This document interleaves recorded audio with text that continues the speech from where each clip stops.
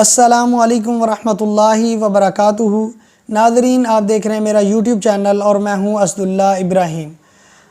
جو شخص دنیا اور آخرت میں آسانی چاہتا ہے تو ان کے متعلق یہ حدیث ہے۔ یہ حدیث صحیح مسلم کے اندر موجود ہے۔ رسول اللہ صلی اللہ علیہ وسلم نے ارشاد فرمایا، جو شخص کسی تنگ دست کے لیے آسانی کرے گا تو اللہ تعالیٰ اس شخص کے لیے دنیا اور آخرت میں آسانی فرمائے گا۔ تو آج ہمارے معاشرے میں بہت سے لوگ تنگ دست ہیں، مقروض ہیں، کسی نہ کسی مسئلے کا شکار ہیں۔